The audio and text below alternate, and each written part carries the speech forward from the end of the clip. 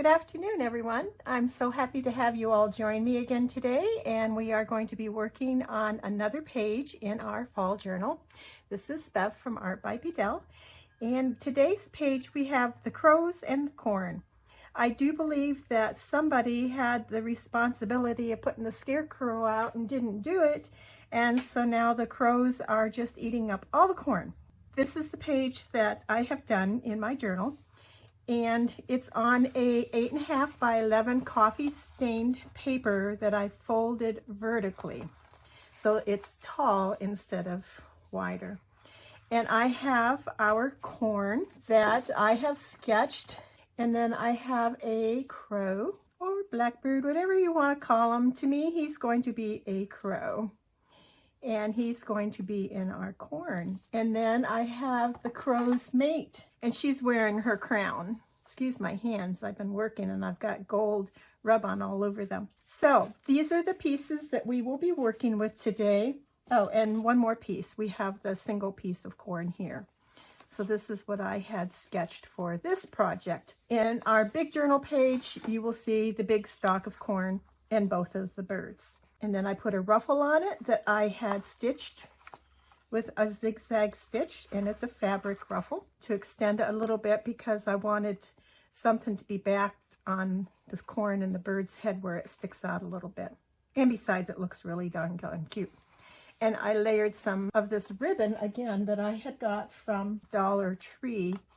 And this one is a little bit different than the last one I used, and it's much easier to work with also, so I'm liking that. So for our project today, we are going to do a downsized version of that, just like what we've been doing right along. And we have another journal panel card. This one is using just the corn and the ladybird, and it also has a ruffle here. Now this ruffle was created from when I was doing my dyeing of my echo printing in the boiling water, and I wrapped my sandwich. If you didn't see that video, I'll have a link below, with some fabric. And this was the fabric that I had got.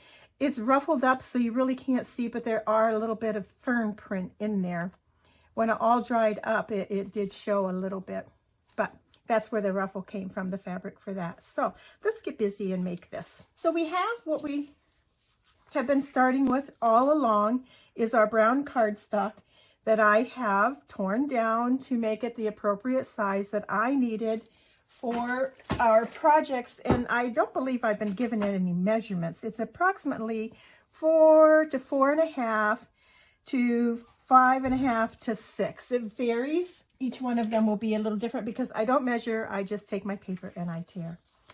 Then, just like all of the other projects, I've taken my stencil with my palette knife and some gesso, and I put a little bit of texture on the back of our paper. And I've also been doing that right along, but the difference this time is you're going to actually see it fairly well when this project is done. So we'll just take our stencil and our gesso, and we'll put a layer on our cardstock. And then we have to set that aside to dry. So we'll be back. Our gesso has dried.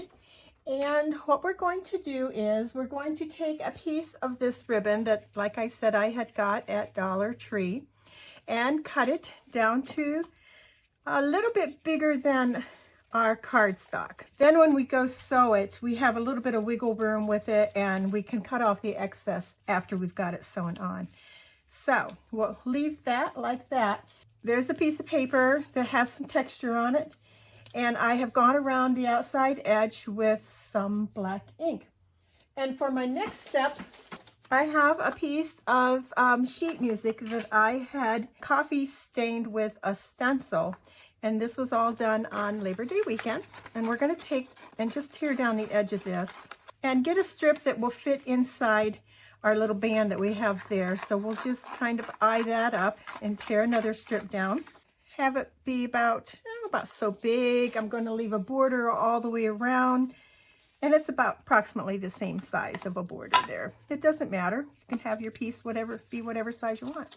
And I'm going to go around the edge of this with some black ink also. And this is my India black ink. And I'll take my Yoo-Hoo glue and I'll apply that to the back of my sheet music and put it down on my strip that I had made here. It's kind of like a base strip that's going to hold everything in place. And then the next piece that I want to put on is my corn that I had sketched. And I'm going to go around the outside edge of that again with some black ink like that. And as long as I'm doing the edging with the black ink, I'll go ahead and do the bird up also. And we have the female bird. She almost looks like a chicken. There we go. She's wearing a crown. She's the queen, right, guys? Then we have that, and we're going to put some Yoo-Hoo glue on the left-hand side. When you turn it over, it's going to be on the right-hand side, and it's just going to be about half of it that we're going to apply the glue to. It's going to go up to the right-hand side, and then it's going to stick out beyond the right-hand side by just a little bit. And we have our bird, and we're going to put the glue just in from his tail and in from his head, and position her so that her head sticks out a little bit beyond the tag on the left-hand side, and her tail sticks out on the right-hand side. So we have this little panel made. It's almost like it can be a tag in itself, but we're going to use it as a focal point on our journal panel that we're making. So we have now our journal panel, and we have our fancy ribbon, and then we will put our center point, focal point, a little bit to the left. So it's not in center, it's a little off center. And as you can see this time our leaves behind here. And then I'm going to take this over to the sewing machine, and I'm going to zigzag around the whole thing. I have that all sewn on. You can see where this ribbon sticks out, and I'm just going to take my scissors and just kind of roughly give it a little pull as I'm cutting it so that it's not like a straight line. Now, before we go any further on this, I want to cover the back. Coffee stained copy paper that has been printed with ferns. And I will just take my straight edge and kind of eye this up as to what size I want it and tear it down. And the same with the length of it. Trying to see what section I want of it. I want to keep that part there. It has more of the fern image on it than the other part does. And then we're going to put a little bit of the ink all the way around the edge, just like that. And glue that on with some tacky glue. Okay, that makes a nice clean background now on the back for us. Press that down nice and securely. Ensure it's being held in place. And then we're going to attach a ruffle. So I had told you that I had made this ruffle out of the fabric that I used for wrapping my sandwich when I was echo dyeing. Boy, my machine did not like this fabric. It was a booger to get through it. But we made it, and that's what we have. So we're going to use Fabri-Tac. I am not set up to video when I'm sewing with my sewing machine. So I talked you through it in the last video, and you can check out in the playlist. And that was the video with the sunflowers, I believe, that I had done. Or, the candy corn. So you can check that out, and I gave you some tips on how I did it. Anyhow, I'm going to take the back of this panel, which is, when it's flipped over, it is the left-hand side. And I'm going to put up a stream of tacky glue. And then I want to glue my ruffle down on that right along the zigzagging where I sewed it. I need to turn it this way so I can see what I'm doing. So I want the zigzag stitch to be right on the edge of my journal card. And we can turn that over after we get it down and make sure that that's where it's at. And press that down nice and securely. And you can see we have a little bit extra here. So we'll trim that off. And then after we've trimmed that off, we'll take a little bit of glue and glue that stitching so it doesn't fall, or so it doesn't unravel. And I'm just using some of the art glitter glue. Keep pressing that down until it takes hold. Okay, so that finishes that part off. Oh, little birdie tail got bent over. So we want a little tag to go inside here. And I have these flashcards that I purchased from Debbie Booth on Etsy, and they're pretty cool. They have all these autumn words and stuff on it. And so, but I need to dress that up a little bit. That's just way too white for me. I'll start off with going around the edge with my black ink. Although I probably didn't need to because there's a nice wide black border on it. And I have been using, in my watercoloring, I have been using my Lyra Aquacolor crayons. I'm going to continue using those. And I want to add a little bit of yellow to this. So I have my brush. Now this is not watercolor paper, so I'm going to try to use my water sparingly. And I'm just going to add a little color here and there. Doesn't have to be anything much, just to get some color on here so it's not so white. All right, so we have that, and then let's add a little orange and then a little green.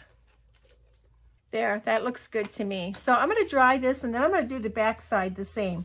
All right, so it's not beautiful because I didn't have watercolor paper, and so I really couldn't add enough water to it to make it blend. So there's lines in it or whatever, but there's color on it and it'll be fine. I have taken a piece of this paper that I have been tearing off our cardstock to make our panels, and I want to put that below, and I also want to put some sheet music on here, and I'll put that below. But I will ink up the sheet music first, and I'll take Yoo-hoo stick and apply it to the back of our sheet music and put this down on the bottom just underneath autumn so that we don't cover up our word here.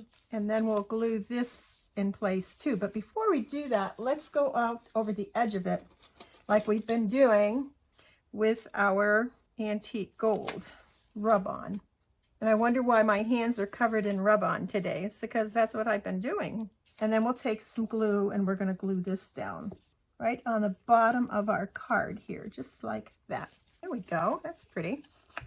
Much better. On the back of it, we gotta go around the edge of this with our black ink. And we're going to stamp our line stamp for journaling space on here.